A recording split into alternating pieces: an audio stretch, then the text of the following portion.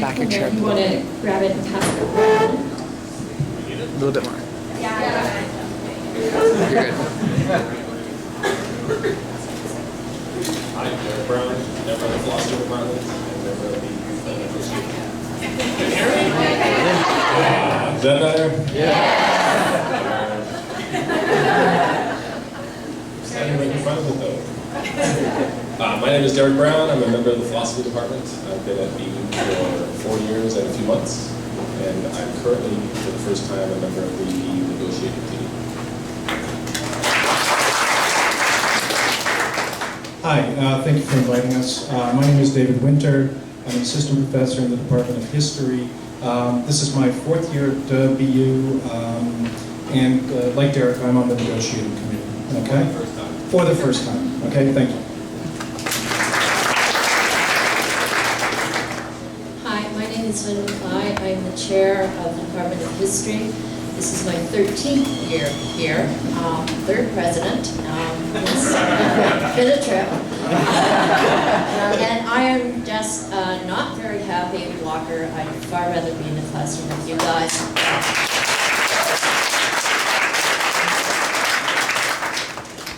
Hi, I'm Barbara Rose, chair of English and Creative Writing. I've been here for 8 years now, 2 presidents. Very interesting.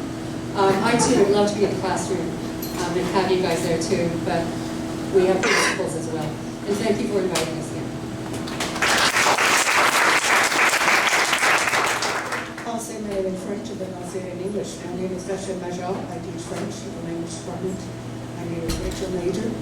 I've been here, I'm the oldest when I looked around. Definitely prehistoric.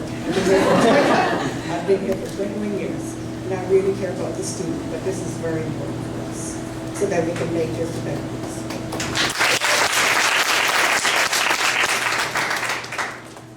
I'm Derek Eberts. I'm in the Department of Geography. I've also been here through 2 presidents, now almost as long as I've been since 2000. And like all of us, don't want to be here, don't want to be talking to you in this format only. I'd rather be in the classroom and walking around. Hi, I'm Alison McCullough. I'm an assistant professor in political science and this year also gender and women's studies. And this is the start of my 3rd year here, so this is all a very new experience for me to go through. Hi, I'm Patricia Harms. I'm an assistant professor in history and the coordinator of the Gender and Women's Studies program. It's nice to see a lot of you here. Thank you for coming out to ask questions and think thoughtfully and critically, which is what we teach. So, way to go. I would rather be teaching as well, and this is the beginning of my 5th year.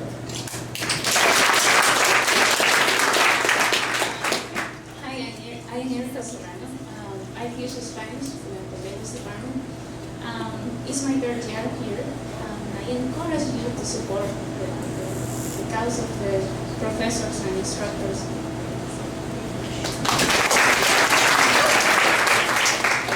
Tashi Gawal, Niyadishim English and Kathy.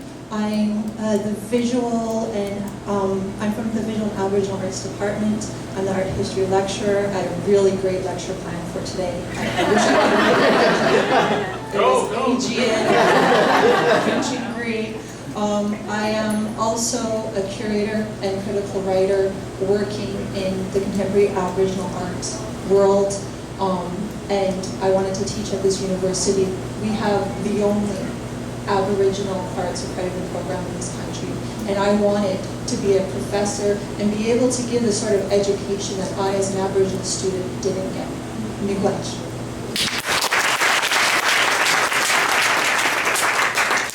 Okay, so we're going to start out with question and answer. So same as before, if students have questions, if you want to line up with the microphone.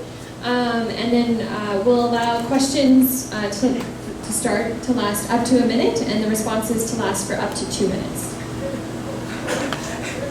The administration said that what they're offering right now will result in a 13% increase overall over the next 3 years. And if what you guys are asking will result in tuition fees almost doubling, what is your response to that? That's Next to the mic.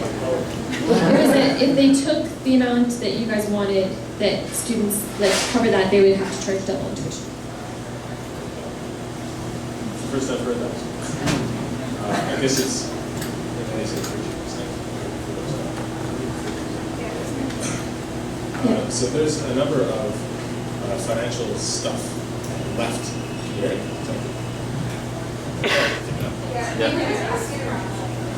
I can sit. Everyone can see me. So on the what we call money issue, the issues concerning finances, we do, as of the last round of bargaining, as of the last bargaining meeting, have a number of things left on our side of that issue. And the reason that there are a number of things left on our side of the money issue is because we've had a very difficult time over the last several months getting them to bargain with us about money issues.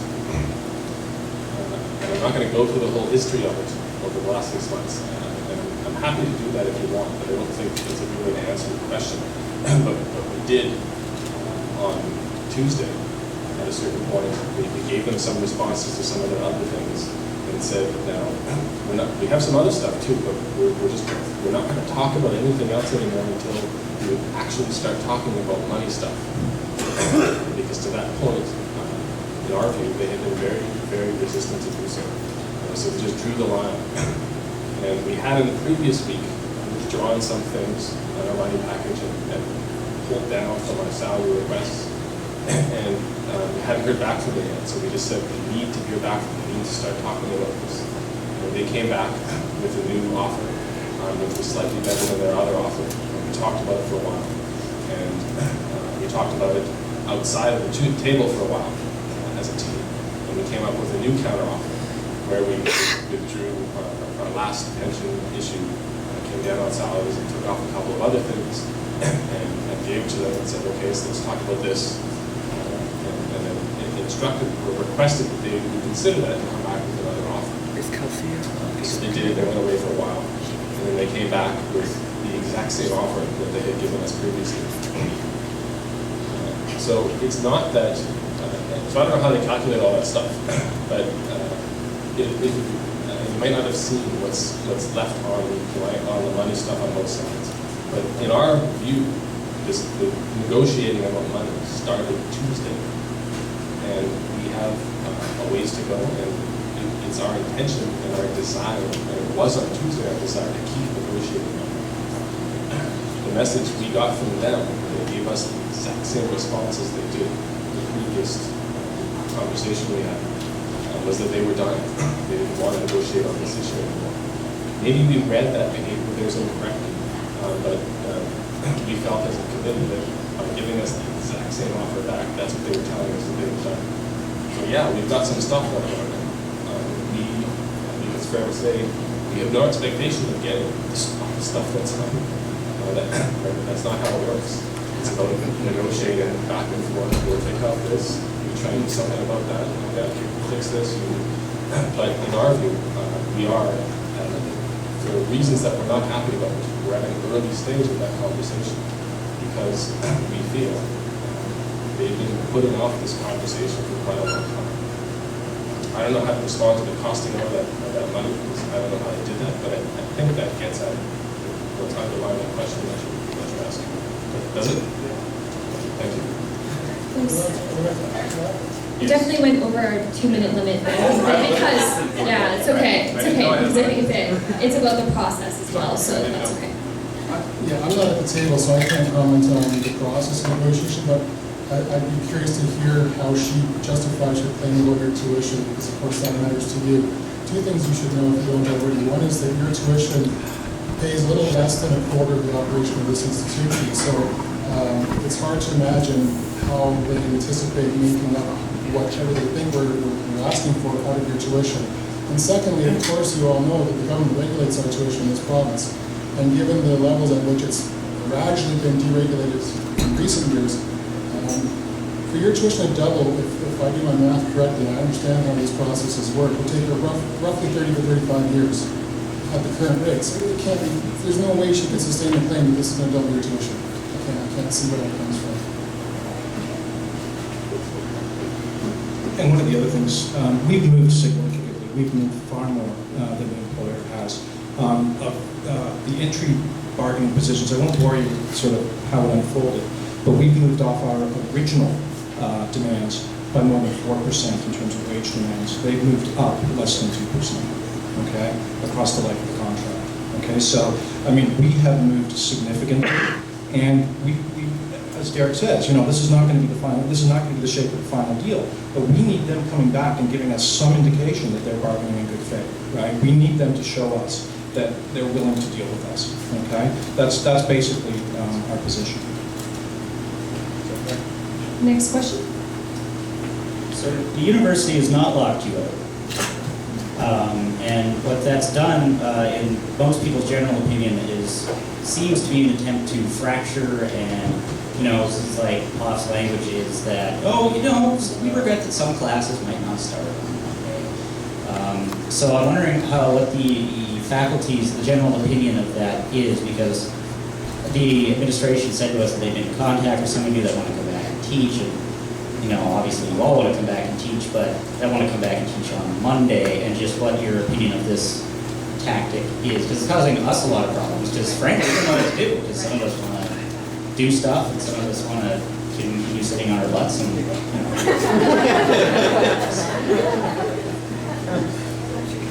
We don't like this tactic. We interpret it as an attempt from the get-go to break the union. That's what she's trying to do. Now, this woman is a former NDP candidate in Prince George, British Columbia. She's gone from that to union busting. I just can't put any other logic on it. Tommy Douglas's university. At Tommy Douglas's home institution. I can tell you right now, just so you know, if any of you are in history, and I see some familiar faces out there, there will be none of us there on Monday. None of us.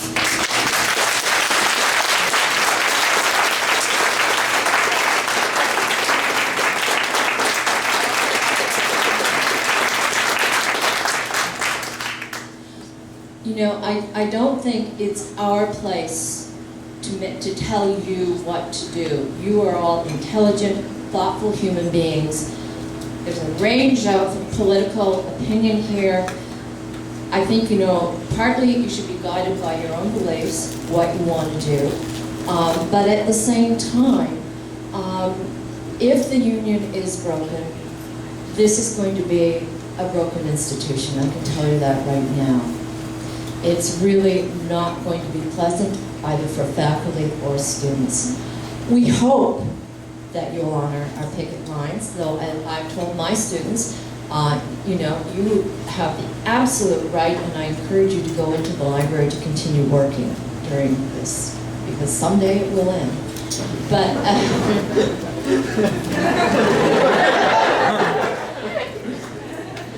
but you know, it's not my place to tell you what to do, but I hope that you will respect the line. The sooner we put pressure on the administration, the more pressure we put on them, the quicker I think this will end.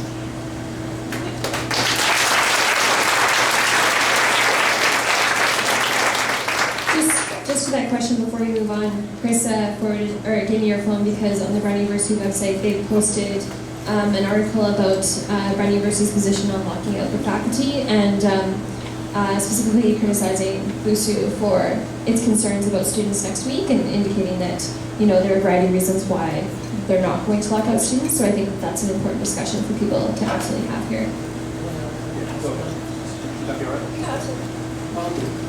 I was here at the last strike, and at the last strike they made the decision to lock us all out.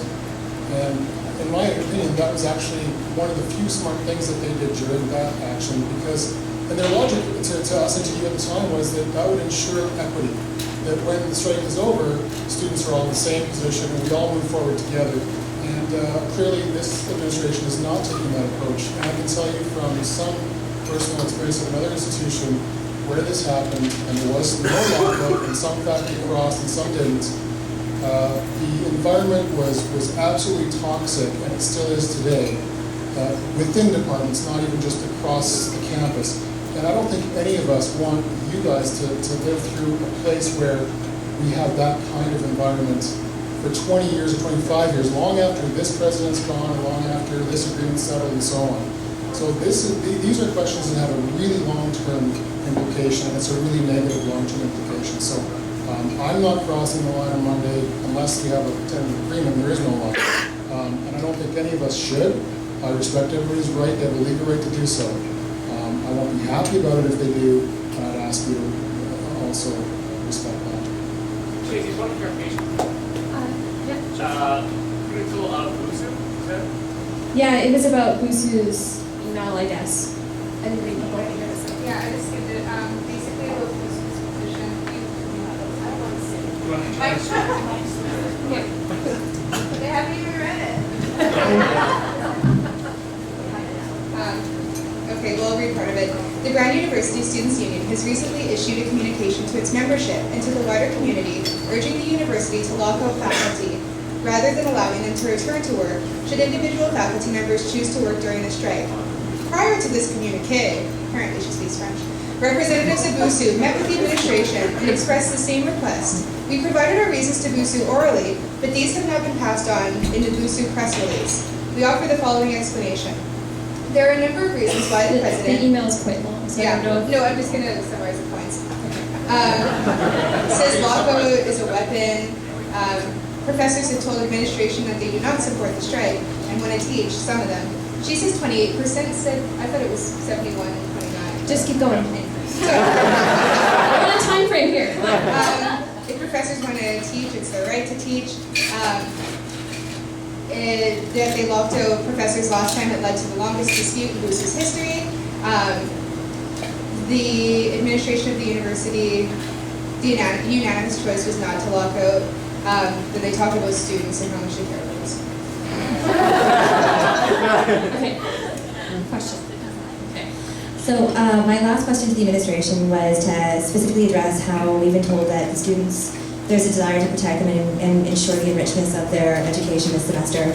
And my question specifically was pointed towards the protection of students with disabilities, those who can't just go home and necessarily read their textbooks and derive the type of education they need to be successful this semester. Their response to that was that they could make Michelle Magnuson services essential and therefore have those still available. I just wanted to kind of get your impressions on what that would mean and the fact that students and Michelle would have to cross the picket line in order to be able to obtain those services. At the outset of every strike, there's a strike protocol established, and a number of people, including for example, scientists who are working with animals, etc. They're allowed on campus to feed the animals. People can attend experiments, etc. We've already got, I think, long-term counseling. We've signed a protocol to allow them to cross. We are not at war with the students, right? We are not in a dispute with the students. If there's a case we missed, we're happy to. I'm happy that we missed it. Yeah, we're happy to extend the strike protocol coverage to that person. Okay. Does that mean that there is a support from BUFA for students that need to cross the picket line to access Michelle's services? What kind of support? Just students with disability supports. So they have... We've got no problem with that. Yeah. The question is, like we're hearing in Canada in all these cases, and Canada Post, what is essential? And if a reasonable discussion decides that yes, that is essential, well, of course, we would support that. But deeming things essential for the sake of breaking the union is a different matter. So if it's a reasonable conversation that results in that decision, we'd absolutely support it. Thank you very much.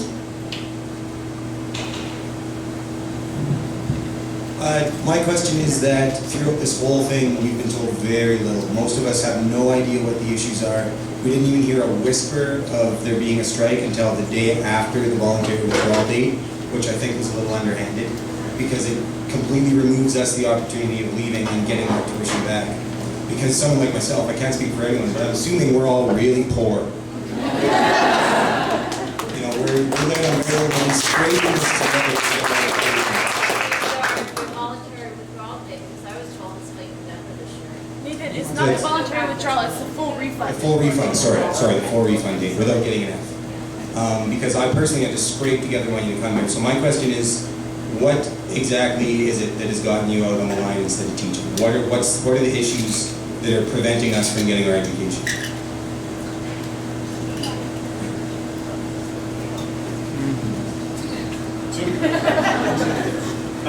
So the reason that it stopped on Tuesday or Wednesday morning, the reason that negotiations ended on Tuesday or Wednesday morning at 5 o'clock was in effect the reason that I stated earlier in answer to your question. We had many open things on the table, and the response we got from them was, we're not changing our view, and then a verbal, we think we're too far apart. What kinds of things are still open? There's about 25. Some big ones are things about salaries. Most of the pension stuff we've just removed and said that's okay, we're not going to change, we're not going to be able to make improvements to our pensions this time around. I guess that's fine. There's some things up. There's technically a number of what we call language issues concerning how to define different ranks in the institution and the processes that we go through to get hired and fired and tenured and promoted. Right? So they made dozens of proposed changes to all of that. And as far as I can tell, logistically, there's a lot of those that are still on the table.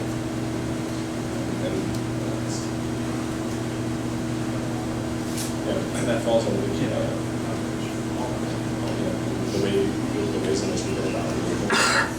So those things the current standards for those are detailed in the existing collective agreement. It's a very well-formulated legal document.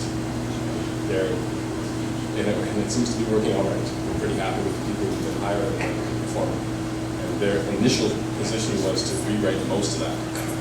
And that's been taking almost every meeting for the last 6 months, is trying to understand what these proposals are about. So those really have to be totally resolved before we can sign off on any collective agreement. If we don't have a clear agreement on procedures for hiring, firing, and promotion. So that's another large set of issues that's still there. There's others, but I could try and go through my other one. Those are the kinds of things. You want to ask that?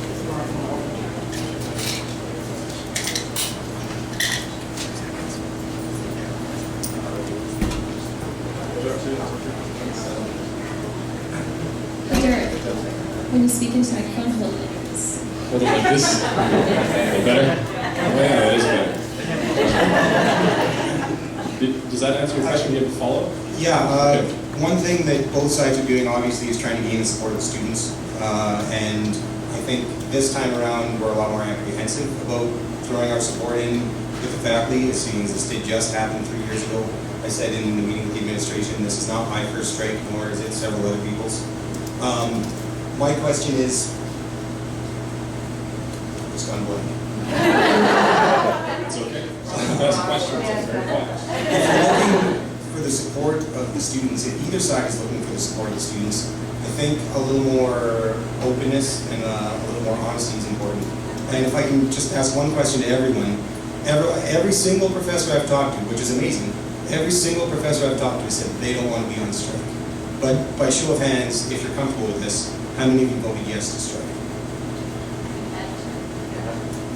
And I understand that there are times when there's a strike when it's needed, but when you say you're not at war with us, you're working for us, but when it comes down to the only people you're hurting is us.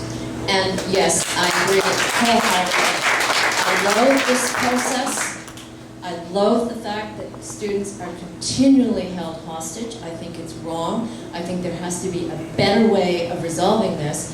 But I also know that that's never going to happen from within the institution. It will only happen if it is imposed by the government, and neither political party has the political will to do so. So we're stuck with this process.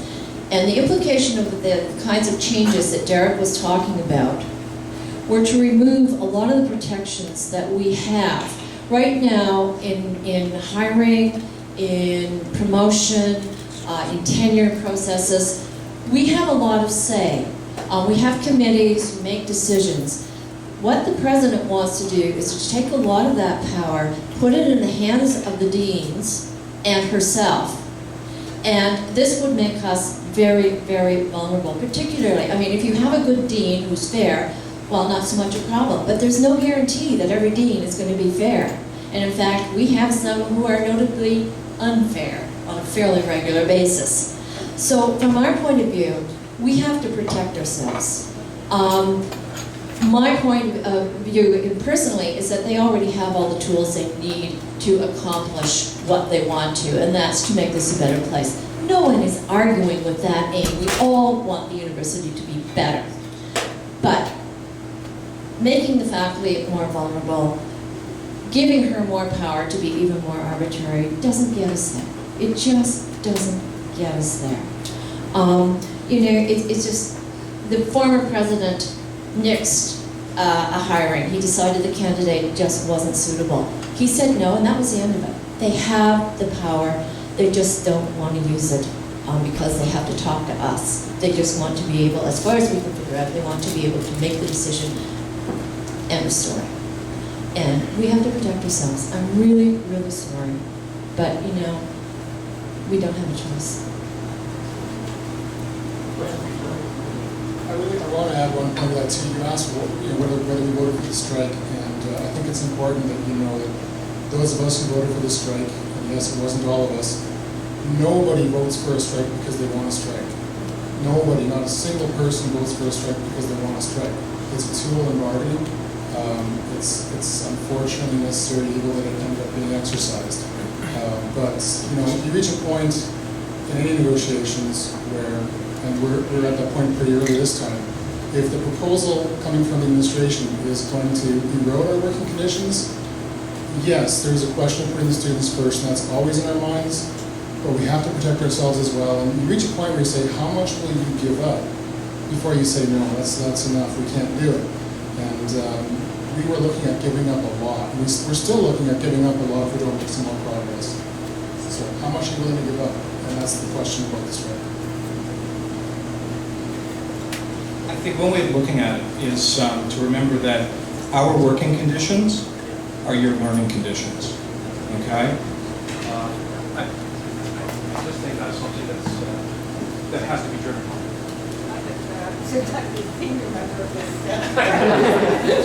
I've been here for 21 years. I've seen the conditions, the atmosphere go down for the past 10 years. And it's not getting better. And I do mean it, I did go for the strike, I did, but I thought it was the only way we could accomplish something, or at least send a message out. And it does, I'll repeat it again, and I truly mean it. I really care about my students. But I also care about an environment where we can work and be at ease. And Dr. Poff said when she first arrived here, that she was trying to improve the conditions, and within 2 years, she's the opposite. Keep going on questions. Maybe for the sake of time, in addition to the time limits, which people aren't really following, we'll only allow 2 faculty members to speak per question. Okay. I need a gavel. I know. Okay, 2 quick questions. You mentioned that the former president stopped a hire, and one of the things we want to know is what specific institutions is the president looking at changing, and how will that process change? What was, not so much what was their position at the bargaining table, but give us a general sense of what that change would look like. And secondly, of course, a lot of our previous discussion featured strongly on the lack of a lockout and the awkward position that put students in. And when Dr. Poff was asked what protection she can offer students, the ultimate answer was a non-answer. It's no. She said it's your decision to cross the picket line or not, live with the consequences. So I'd like to kind of ask the same of BUFA. Is there anything BUFA can do as an organization to protect students who choose to stand in solidarity and not cross the picket line, even if their professors choose not to? Thank you.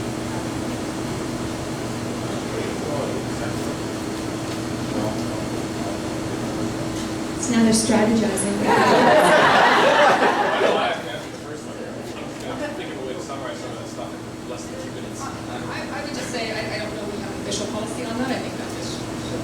But I think that ultimately you need to make the decision that you need to make, and we need to do what we need to do, and we have to respect each other for that. I think that I think most of your professors, again, recognize that there are things that you need to do to ensure your education, and there are things we need to do to ensure positive working environments for us. And we'll respect you either way.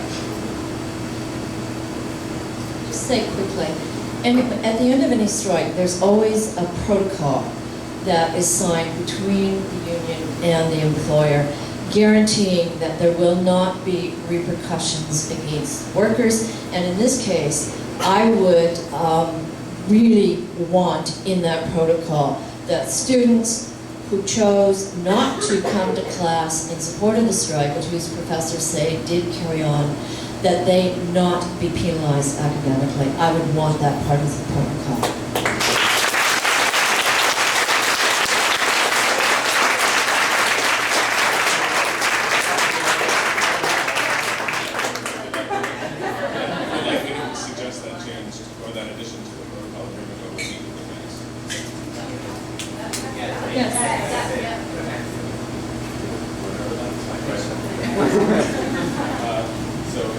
Your first question was about what kinds of changes to... Hey Derek, remember that. Your first question. Who holds their elbow like this? I know.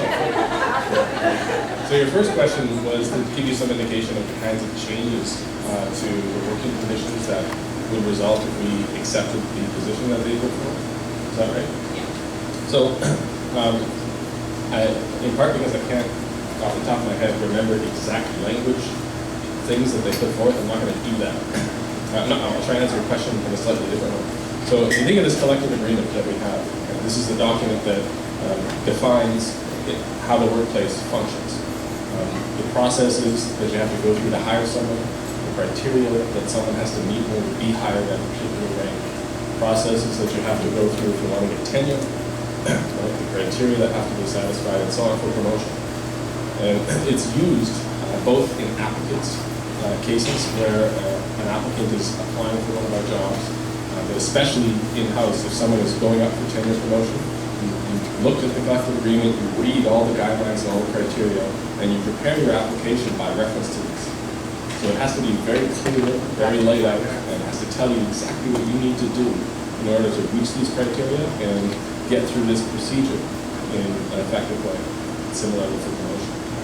And then on the other side, with respect to hiring and tenures and promotions, for hiring we have hiring committees. There's faculty in there and administration.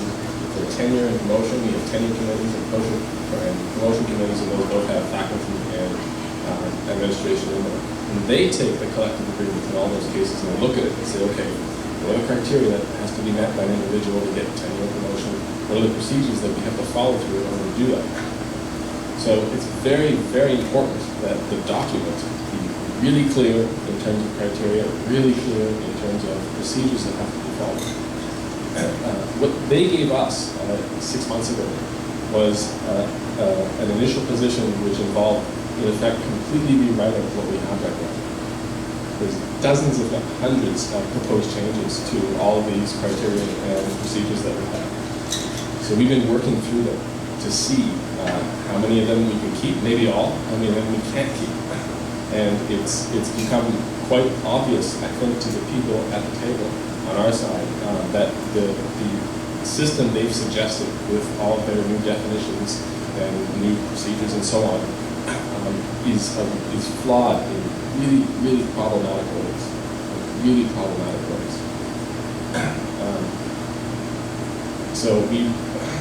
And I think we did a very good job of maybe not convincing them of that, but of showing them some of the flaws that are out there.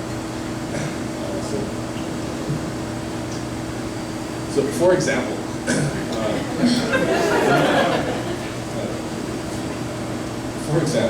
in response to some of the objections that we made to what would happen given if we were to implement their criteria, they fixed something. This is the procedure we've been going through. We object to something that they propose, and then they come back and try and propose a fix. I know it's more than 2 minutes. Oh, yeah. Yes, the question is that is there some substance in this? It's okay, sounds good. So we objected to part of their proposal, and their response was to fix something else. And in this case, this had to do with procedure for hiring people. So their response was to change the criteria that involved in formulating a letter that you send to an applicant. I don't know if you've heard this or not. So the proposal that they put forward was to change the criteria for letter construction such that they can actually allow the university to offer jobs to people who don't meet the criteria for those jobs. We were saying to them, the criteria you've got are going to, if we implement them, we're going to exclude several people that we've hired that are really good. So we can't have that. So their answer was, well, we'll just change the kind of letter we can draft so that in the letter we can say, we'll hire you, but you don't meet the criteria for this job.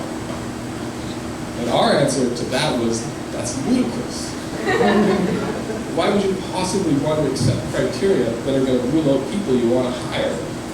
And why would you possibly want to send out a letter in the mail that says, we're Brandon University, and we want to offer you a job as an assistant professor, but we don't think you're qualified to do it? It's just lunacy from our point of view. So we've been engaging in this dialogue with them, and our conclusion now is this very complicated system that they've proposed to replace the existing thing. It's just got too many problems. It's just fundamentally flawed. And the one that we've got right now, there's probably some problems in there, but it doesn't have nearly as many problems as the one they proposed. And none of these fundamentally are what I think are unacceptable problems in the way they do. Does that answer your question? Next time we hit the 2-minute mark, I'm actually going to cut people off. And we're going to go until about 20 after 1 o'clock or 2 o'clock since we started late, so we want to give everyone a fair amount of time. First of all, I'd just like to speak in defense of some of my profs who I feel will probably be coming back next week, even if the strike continues. I am a music education student, and I know a lot of my profs have professional obligations that go outside of the university. For instance, the symphonic band will be performing with 3 high school groups in a couple of weeks, and both the concert choir and chorale have a contract with the Winnipeg Symphony Orchestra to perform with them. And also, for student teaching purposes, the schools are expecting us to come out. It does affect the schools as well, so I'd just like to say that in defense of some profs that will be crossing that and I think will be crossing the picket line. Next, my question for you is, I get the sense that you all view the strike as a sort of last measure, final resort kind of thing. However, my question to that is, why was a conciliator not called before going on strike? And in hopes of preventing the strike and the disruption to our education.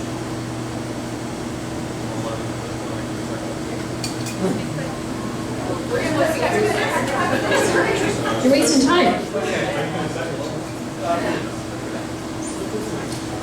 I can't speak to your specific, to the specific situation you're describing. We have no problem with our members. There are mechanisms whereby members can cross the picket line for specific purposes. They can get a ticket from the picket captain to do that. If they do that, that's one thing. However, if they cross the picket line without obtaining that ticket, we see that as being scout labor. Okay, so if they discuss it with the picket captain and it's okay with the picket captain, generally we consider that. We don't think that's strike breaker. Okay. You still have 1 minute. I'm done. But isn't there another part of the question? Oh, the second. Conciliation bit. So you call conciliators and arbitrators and mediators. You call those people in when stuff is like you're not talking to each other anymore. There's a conciliator in town now. We met with him yesterday, and we're going to meet with him again tomorrow. Your question: why don't you do this beforehand? And the answer is because we felt we were productively talking. What changed on Tuesday, I think it's fair to say in our view and theirs, was, as I said, we gave them a counter proposal where we moved on lots of stuff, and they gave us the exact same thing back. So that the signal, as we read it, was, oh, talking to us anymore. And then they said, we think we're too far apart. So when you get that signal from the other side, it looks like at that point, for that moment, the talks had broken down. And it happened to coincide with the strike happening in 2 hours from then. If you want to look at that as a coincidence or not, I don't know. But that's what happened. And then the next day, which was yesterday, a conciliator was brought in and we met with him. We will meet with him again tomorrow. Okay, thanks for clarifying. The other thing is, in the context of some of Derek's earlier remarks, we really think that we got to the issues just about 2 or 3 days ago, okay? That much of it before this was sort of like the opening part of the game. Bargaining sort of really started on Tuesday. We're committed to a negotiated settlement, and that's ultimately what we want to get. And we think we can do it. If they're willing to move, we think we can do it expeditiously. Okay, so first off, I just want to say I know there's been a lot of questions about issues and maybe I just feel like they haven't quite been answered, but what issues right now that you guys are discussing specifically affect students? And I think that that's really the biggest concern that students have because, and I know it's difficult to answer in 2 minutes, and I know that students can go to BUFA.org and there's bulletins about each collective bargaining negotiations. And if there was another website with this information, I would tell you to go there too, but this is the only place that we can get information on the bargaining sessions. So just, you know, like a few issues, just a quick overview of that if you can. I know it's difficult. Sorry. What issues right now are on the table of collective bargaining that will specifically affect students? So, like, I know it's difficult. There's very little in the collective bargaining or in the collective agreement that speaks to how we run our classes. Sorry, I'll clarify there. I mean, like, I'm sorry, just that one thing that we talked about yesterday at our student forum was that changing criteria to hire professors means that professors can only have a PhD, get tenure track if they have a PhD, which a lot of our favorite professors don't have PhDs, yet they're remarkable teachers, and we feel that they should stay within our institution for the quality of our institution. Furthermore, another thing that we've discussed is workload, and the fact that there's research requirements as well as reduced workloads, which means that we are looking at reduction in classes or increases in amounts of sessional professors, which we don't have money in the budget line to do, that Dr. Poff has indicated that's the case, which she said she would cut small classes as a result. Okay, and so these are the issues I'm talking about that directly affect us as a student population, as well as you in different ways. And so can someone speak to those issues? Go to the first one. I'll speak quick. I was hired with the understanding that I have an equivalent to a PhD with my training, my work, my education, and having contributed to the Aboriginal arts community for 12 years. So this new regulation about tenure affects me staying here because I can go to another university and my curatorial work, my writing, my lecturing, my community service to my community will be recognized as being worthy to go towards tenure. Also, in our visual arts department, we're about to lose one of our professors, Colleen Kutchell, who really has been here for a long time. She teaches art history.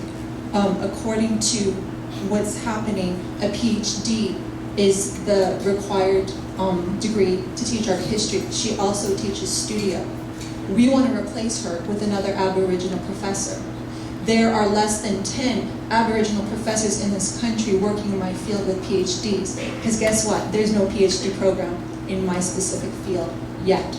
So what happens? How do we hire an Indigenous artist / art historian with this new regulation when we don't have programs? Western academia hasn't caught up to us yet. But we're doing what we can.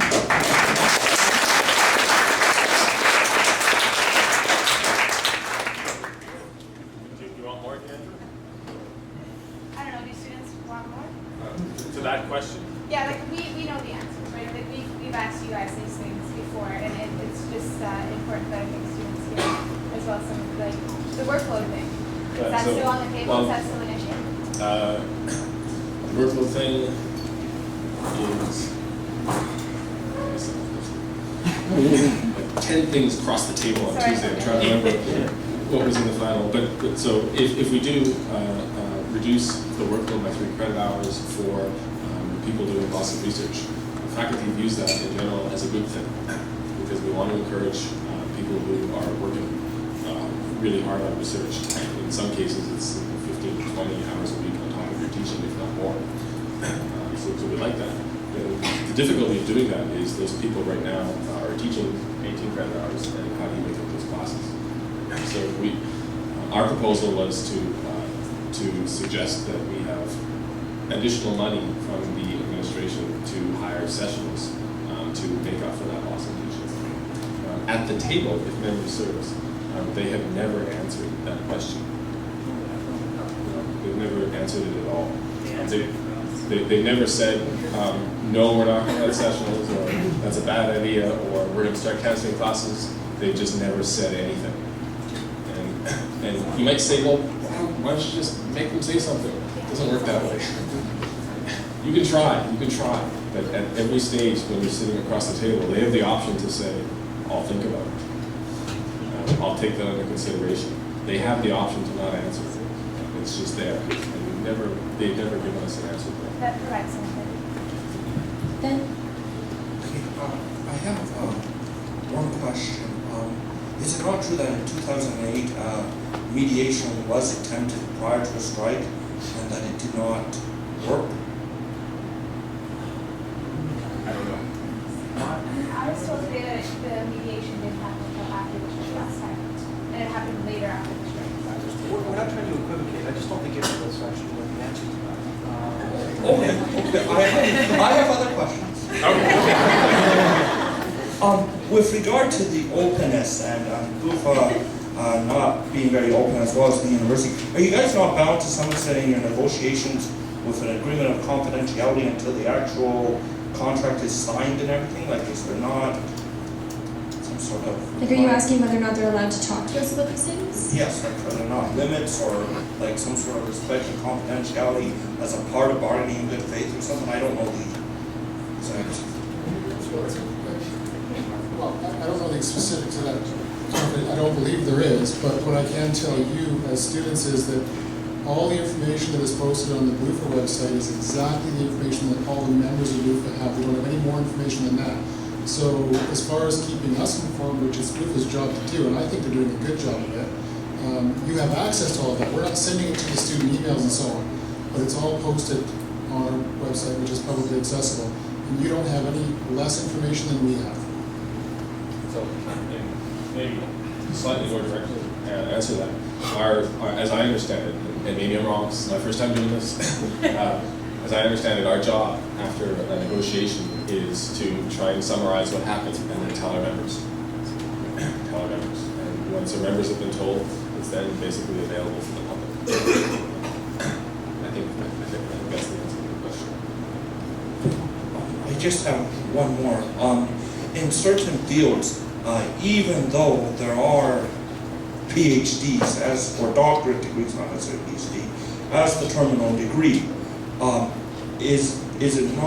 there not certain fields where it's very uncommon to find instructors or people to be instructors and professors with those terminal degrees, even though they exist, even though there is an actual degree in that field?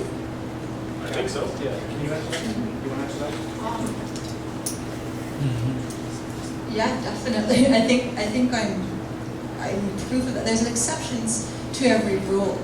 And I think a true progressive university recognizes those exceptions and has it laid out in their collective agreement. But yeah, especially definitely in my field, there are exceptions to the rule. Good afternoon. First of all, I'd just like to say that I support the faculty 100%. First of all, no problem. First of all, I'm an international student, and I did my first undergrad year in the States. So I'm not really used to these unions with universities. It's basically, if you don't want your job, then you can leave. I guess no one's there to protect you. But just a question, I'm trying not to be biased here, so I'm looking at the situation as an outside perspective. And in a way, we are being, okay, the students have an obligation to pay the university for our courses. So we do that on time, we pay, so we should get our education because it is our right, we have paid for it. So in a way, it's just the university having a problem with the faculty, not with us. But we are the ones being, suffering the consequence. We've paid, we've done our part. So it's time for the university to give us our service that we deserve, which is you guys. So the way I see it is they have to figure out how to make you guys happy in order for you to teach us. And in another aspect, I'm not really sure, I understand that money is an issue with BU, that they have a budget, and I respect the fact that they should probably emphasize more, putting more money into paying you guys instead of building gyms or stuff that we really don't need and isn't the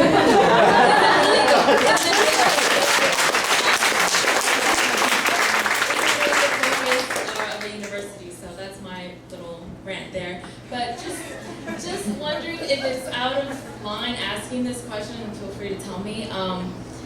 Why do it now when we're a month or almost 2 months away from just finishing the semester? Why not do it like, let's say, the first week of next term, where we have the chance to drop classes and everyone can drop and get 100% refund, and the university will actually feel more pressure to actually give you guys what you want? I wasn't going to ask this, but I... Okay. The precise timing I can't speak to, but one of the things I can say is that in Manitoba, the way labor law works is that we're working with an expired collective agreement right now. Okay, so that document protected us until March of this year. If we don't reach a new contract within a year of when that thing expires, that contract no longer protects us. Okay, we have to start from scratch again. All right, and so there's a tremendous amount of pressure to get a deal done within a year, because if we don't get it done within a year, that contract, that CA, just goes away. Okay. So, and then just to elaborate a little bit, if you think about the process of negotiation that think about the process of negotiation as we've been engaged in it. It started back we tabled our opening positions, I think, in late April. And then we had some meetings throughout the summer. And I won't go through all how timing works and so on and so forth. But we are trying to convince them that they should do some stuff that they don't want to do. They're trying to convince us that we should do some stuff that we don't want to do. And this works, and this goes, and this goes. As usual, with employer-employee relationships, the employer has a considerable amount more power overall. They hold stuff. So we have to, over the summer, try and work on them with logic, which I'm good at. But eventually that might wear out, and that might not work anymore. And at every stage, they can just say no, no, no. And as often in employee-employee relationships, at the end of all of this, the employee's biggest tool is withholding the service that they provide. I don't like doing it, but it's your biggest tool, because if you do that, the employer is in a bind. Can't stop anymore. Can't just say, I don't want to answer that question. They actually have to do something. So that wasn't available to us at all in May, June, July, August. Right? That sort of addition to the negotiations at the table wasn't there. It just came there at the beginning of September. Because we just came here at the beginning of September. Exactly. So it's very regrettable to us that this is how things go. It's not what we want. But that's the thing that can get them to talk to us in a much more open, let's make progress, get this done way. And just, it's going to be really, really, really quick. Very quick. If you think about what you're suggesting, moving the strike back, if we knew we were going to strike, you never know if we did. What you're asking us is, why don't we reach a point in October where we're not making any progress, and then do nothing for 2.5 months? And that doesn't work either. And just a question, I have some professors that, well, not some, maybe one, that told me that they're not with the union, because I guess they're part-time, or I'm not really sure how that works. So, for example, if that class gets offered, which is once a week, I'm sure a lot of students that are in my class, it's a really important class for our degree, they still want to attend, but at the same time they feel, bad crossing the picket line. But that prof isn't really with the union, so are we really crossing picket line if that prof isn't supposed to? If that prof is a sessional, they are a member of the union. They may not have paid their dollar to get the union card, but they are governed by BUFA. Oh, okay, yeah, because they told them. Oh. The university can't hire anyone to teach them and not have that person. Yeah, that's why we were kind of confused. Okay. For people who in the back who didn't hear that, people can't be hired, as Derek understands it, people cannot be hired to teach courses who are not members of BUFA. So the people that are standing will be able to ask questions, and then I'm going to cut it off after that. Go ahead. I have these problems going to the ones I do support G folks a lot, and I want to kind of address the student body. As much as we're a part of this, it's about their jobs and their working environment. So if we take it too personally, we're kind of missing the point of what they're doing, protecting their jobs and their working environment. It's unfortunate we're a part of this, so we just gonna have to live with it. I don't want to say it, but that's the way I view it, and I've been here for 7 years. The thing I want to address is I've not heard of, at one time BU was talking about starting a master's program. With the new hiring laws with master's students, if you got this, you'd be able to work at other institutions where you teach undergrad classes. Or what is that even on the tables? Can you clarify? Well, I know they've been trying in the English part, starting in Manitoba, very centered master's program, graduate studies. And I was wondering if someone was to enroll in that, how is the new proposals for working structured right to allow for that? Or that is even entered thing? I don't believe that's a part of what's being bargained, but for example, we do have a few master's programs here now. And there's nothing about those that give those students, those graduate students, privileges to teach or not to teach. Any course that's offered sessionally is offered to a person who's qualified to do it. Whether they're a current graduate student here or not is irrelevant. And so as far as that goes, it's not part of what we're bargaining over. Because it's not, as far as I know, it's not. I don't think so. No. Thank you. So I would like to address Dr. Poff's getting rid of the small class sizes, because unfortunately, as much as she says it, we are not U of N, and we never will be. My 3rd and 4th year classes have 6 to 12 people in them. Will you guys be fighting to keep small classes? Otherwise, I won't be able to get my major done. Yes, we absolutely will. I mean, that is just ludicrous what she's saying. I mean, if you go through the Faculty of Arts, it's my home faculty, I mean, dear God, she'd get rid of half the departments, because there are some very small ones. And as a historian whose class size has doubled in the last 13 years, I look enviously at some of the departments where they still have been able to maintain the small classes. I came here from Trent, another university that really focuses on small class size, and I can tell you that qualitatively, they're just better. Students are more comfortable talking to us, you get to know us.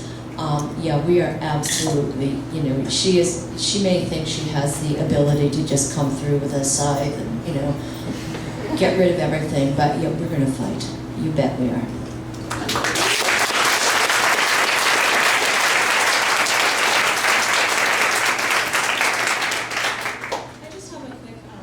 Question. I am not interested in crossing it, so I just was wondering about the university gym law with the clubs and activities sports that are going on there. Is that considered crossing the picket line?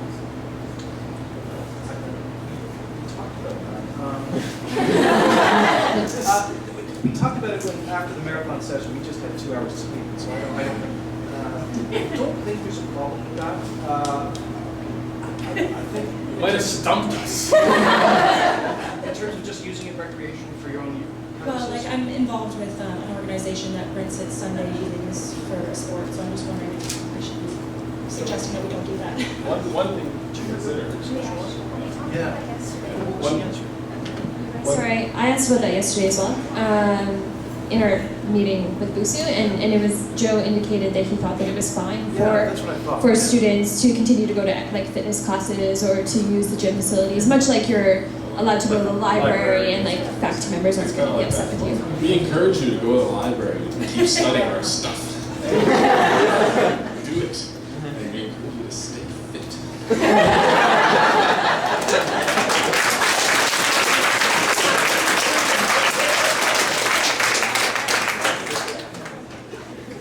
I've heard from faculty and I've heard from numerous people that during the summertime and even early September, that negotiations were happening very, very slowly. I understand why you didn't strike during the summertime, but why didn't negotiations happen a lot more frequently? It just doesn't make sense to the students. It doesn't make sense to us either. I've been here 13 years. This is my 4th round of negotiations that I have had to endure. The same pattern has obtained every single time. The union tries to meet in the summer. The union says, come on, let's go. The administration drags their heels. Every single time. You have to ask them why they do it. I don't know.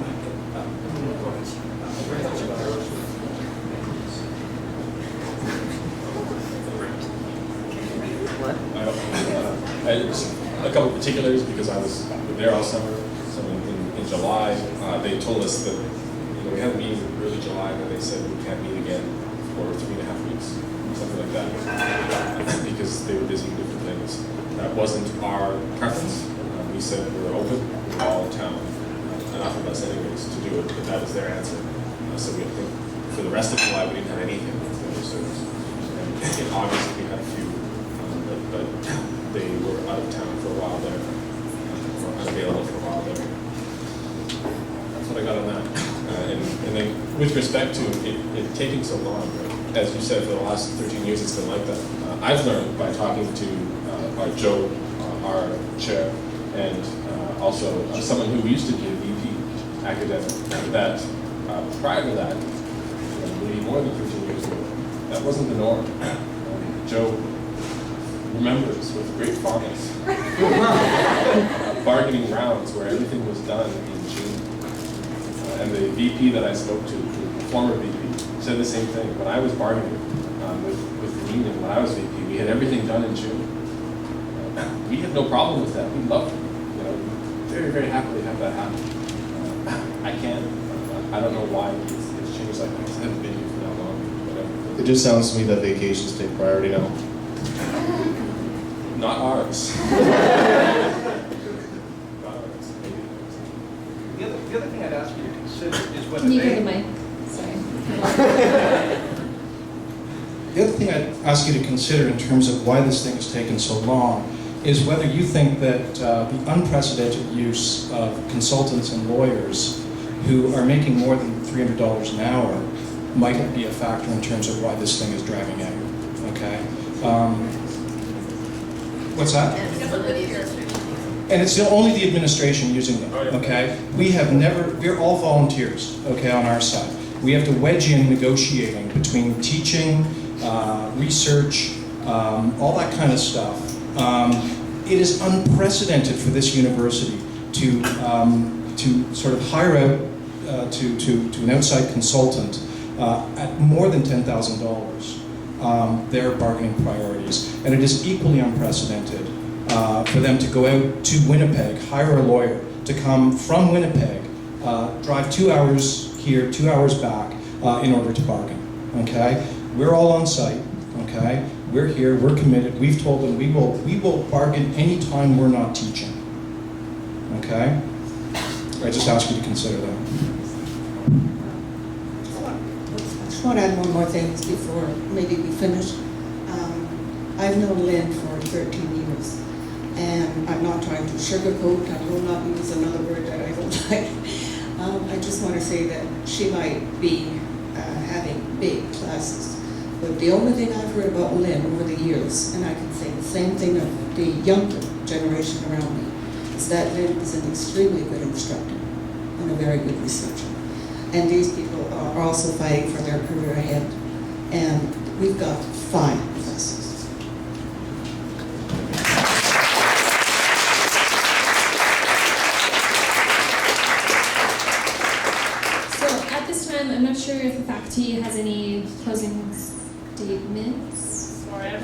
question. Are people in the audience okay with staying for one more question?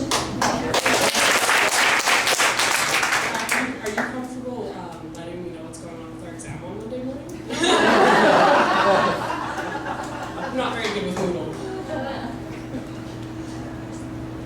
As long as we're on strike, there is no way I'm coming to class on Monday, but as I mentioned in class, when we come back, be ready to write that exam. So study.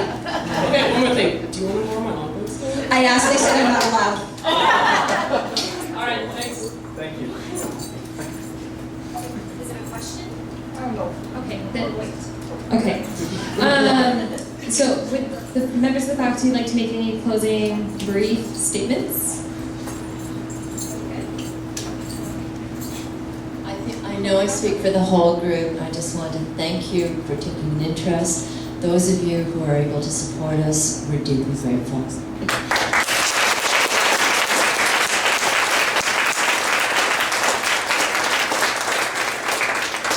All right, so I'd like to take this time again to thank you all for coming, and a big thank you to the faculty union for coming and answering our questions today.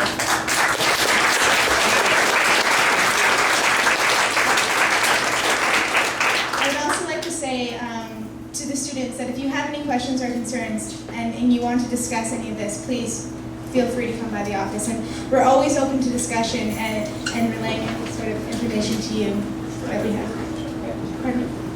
Or strike headquarters. Yes, yes. And that's at the Park Community Center. It's Louise and 14th?